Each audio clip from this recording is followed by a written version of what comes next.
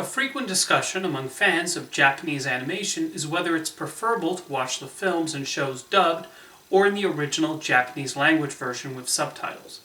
Although the discussions on the necessity of dubbing are prevalent with other types of media, it appears most prevalent with anime viewers. Personally, I think there are merits in both, and depending on the situation, dubbing is not a detriment to the viewing experience. I actually find the dubbing industry really fascinating, and it's come a long way. For the longest time, Western viewers were accustomed to watching imported animation dubbed. Think about the earliest Japanese animated shows to travel across the world, like Astro Boy and Speed Racer. This was their introduction to those cartoons, and considering the lasting impact of those properties, the dubbers must have done something right, even if Speed Racer became infamous for the desperate ways they tried to match the mouth movements. Of course, this is not limited to Japanese productions.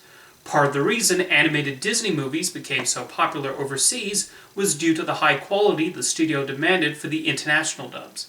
The Jungle Book actually remains one of the highest grossing films in Germany precisely because of how well received the local dub was. When I think of excellent dubs, what immediately comes to mind are the ones Disney produced for the Studio Ghibli catalog. While there have been criticisms here and there, you can tell the care that was put into making sure they were done properly, and they certainly helped introduce those films to English-speaking audiences.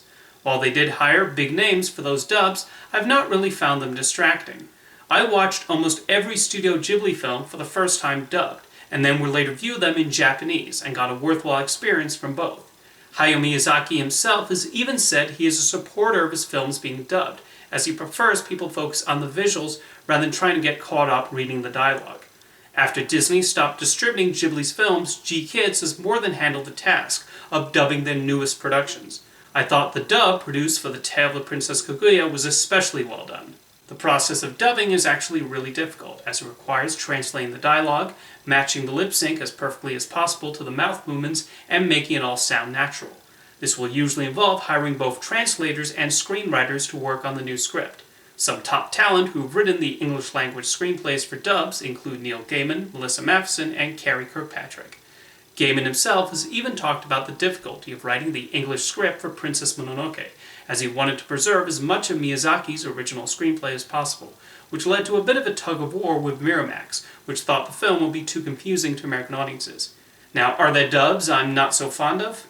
Well, I've tried a few times to watch the English dub of Akira, but I always end up switching back to the Japanese version. The dialogue and voices just come across as a bit too stilted in my opinion. And while the English dub of Grave of the Fireflies isn't bad, I do prefer watching it in Japanese. You also run into trouble with dubs that distort things to the point where it's almost a completely different movie.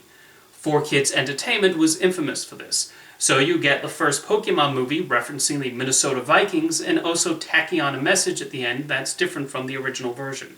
Harvey Weinstein also had a tendency to outright change the dubs of foreign animated movies to make them more commercial, which only ended up alienating people because of how shoddy the quality was. The strangest case was with the Argentinian film Foosball. The Weinstein Company produced an underwhelming English dub and then translated that back into Spanish. So if you watch the film in Spanish on Netflix, for example, you're not actually watching the original version. I've been talking primarily about animated films, but what about live-action foreign films? To be honest, that's one where I always prefer watching them subtitled. The lip sync always looks a little off, and when you're watching real people, it's more obvious when it's someone else's voice coming out of their mouths.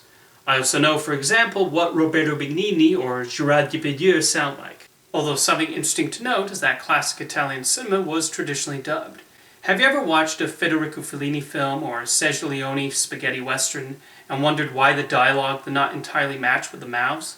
It's because Italian films did not record sound on set, which had a few advantages in certain cases.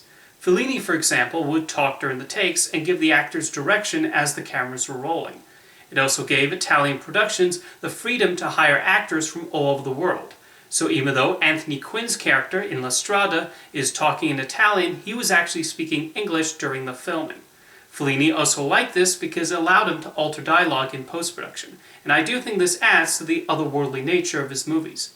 An example of the necessity of dubs is if you want to introduce a foreign animated film to a young child who may not have learned to read yet or are still learning.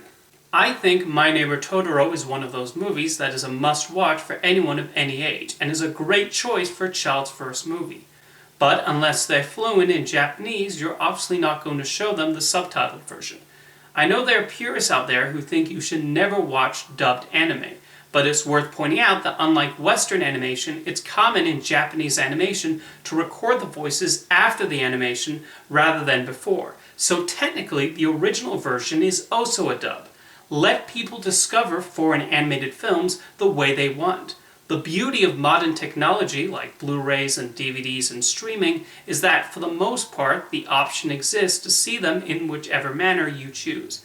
And while I may prefer watching live-action films with subtitles, there are generations of people who grew up watching the biggest Hollywood blockbusters dubbed in their local language. And in recent years, studios have started dubbing movies in languages they hadn't before. For instance, Star Wars became the first movie to be dubbed into Navajo. That's amazing, and you can even watch that dub on Disney+. So are subtitles or dubs better?